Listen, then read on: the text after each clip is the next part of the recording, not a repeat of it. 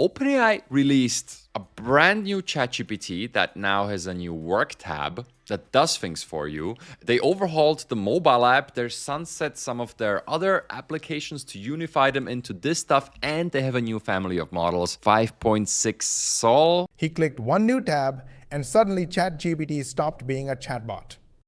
Their time. And as you might be able to notice right away, there's a new tab up here. Up top. From chat, you can go to work. And if you go to work, it's basically, if you're familiar, just like Claude Cowork. It has a more extensive planning system loop in the background where it makes a plan before it acts. Watch what happens. Instead of just answering, it starts planning like a tiny project manager. He connects it to plugins, drops it into a project, and slides between models like changing gears. For someone stuck at a 9 to 5, this is the moment the tool starts working while you don't. And then it just connects to more things. You can connect it to plugins. I believe they just renamed that. It's just a few days ago, this was called apps. In Claude, it's called connectors. Yes, the nomenclature is confusing here, but that's what it is. But basically, you can connect it to all of these plugins. You can work inside of a project here, as I love to do, which you probably know by now. And you have a new model selector where you can basically pick between the new models if you go to advanced. And because what he asks it to build next is where things get wild. Spreadsheets, all of that. So what does it look like when it finishes up creating a website about my life? Well, it's going to be a generic one here because there's not much context attached and I didn't tell it more than that. But if I look at it and I say open in a new tab, notice a few things. Watch him open it in a new tab. The link is clean enough to text to a friend. No messy code address, no weird warning bar, just a hosted site sitting on the internet. He even admits it looks generic because he barely gave it any details. That's the part that should make you sit up. Imagine what it does when you actually try. First of all, the URL, pretty clean, you know? It's not like 7x5zyb.artifact.claude.ai or something like that. That was actually a simplification of what the Claude URL looks like. But it's this. It's something that you could reasonably share in a chat. And yeah, it's just hosted on there. So that's pretty good. Secondly, they're just good. That can also be said about the Claude sites though. So, you know, everything working at this stage with AI is sort of... But the sneakiest move OpenAI made this week isn't even a new feature. It's something they borrowed. Plugins in the store, whereas Claude only has a fraction of that. Now, here is a thing that was not obvious to me when I looked at this, watching the presentation, looking at the release materials, scouring the internet for what other people are doing. They brought my favorite Claude feature into here, skills. Buried in the plugin store, there's a tab for skills, the exact feature he loved in Claude. Same file format. So he just drags his old skill straight over. Then he types one line and it writes a thank you note in his own voice. 2 rival AEs.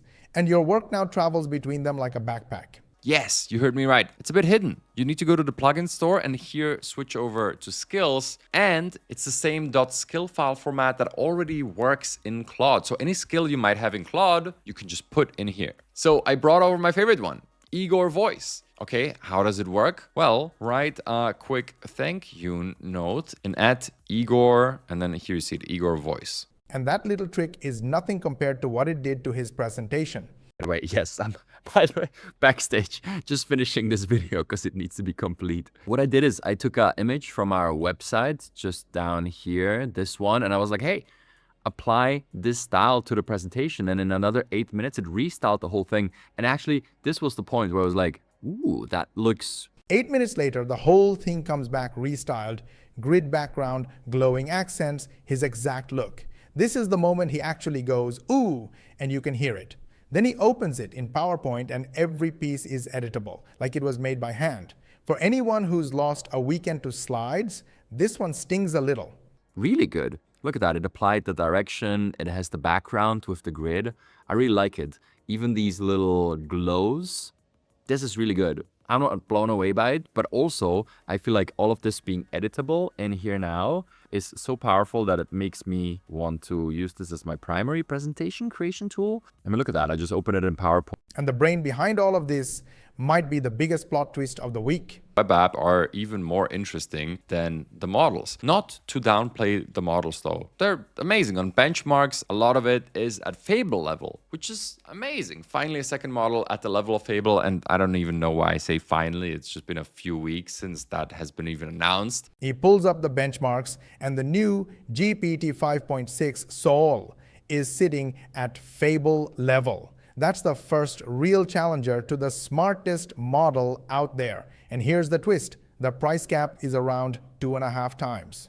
Competition just walked into the room, and beginners win when giants fight. But I love to see competition, and they have no plans of taking this one down from the paid plans. Whereas with Fable, they extended it now. So if I look into here, Fable is available till July. Quick pause here. If what I'm sharing is making sense and you're thinking, okay, but how does this actually work in a real system?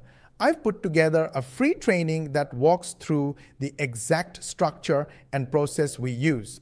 It's not theory, it's a behind-the-scenes walkthrough of how the system is set up, how the pieces fit together, and how most of the heavy lifting is already handled, so you're not starting from zero. If you want to see how it's structured and decide for yourself if it's a good fit, the link is in the description. All right, let's jump back in. 12th, which is 2 more days from the date of this recording, whereas GPT Sol, that as you can see is on a very similar level on a lot of these benchmarks, but just the cost is around 2.5x. It's amazing. But the demo that made his jaw drop didn't happen on a screen. It happened out loud. Speaker, you're going to represent the Slovak speaker, and we're going to use this to translate, see how it goes. Hey, can you act as a translator, live translator between Slovak and English? I'm going to speak English and then translate into Slovak and then Slovak into English. They set it up as a live translator. He speaks English, Robert speaks Slovak. Then they just talk. The AI translates in real time, even speaking over the pauses like a human interpreter would. By the end, both of them are staring at the phone saying, "That is impressive." Got it. Starting live English to Slovak and Slovak to English translation now. All right. How are you doing today? Dobre? Ako sa dnes máš? Ja som mám výborne. A ty? I'm doing great. And you? Oh, I'm doing fantastic. It was a long day. There was a lot of ChatGPT replaces. Bol so dlhý deň, bolo veľa nahradení cez ChatGPT. Okay. Bol to veľmi dlhý deň. Veľa prezentácií. It was a very long day. Lots of presentations. Wow. Okay, so it really does translate. And while OpenAI was showing off, their biggest rival quietly made a move of its own. It would use local folders. And yeah, that's exactly right. Now it uses a cloud folder. And additionally, if you look into the scheduled tasks, you will see that there's a new option where there's a cloud icon next to these scheduled tasks, meaning scheduled tasks can now run in the cloud, meaning they can run without you keeping your computer open. He shows the new cloud folder, then points at a tiny cloud icon next to scheduled tasks. That icon means your tasks now run in the cloud.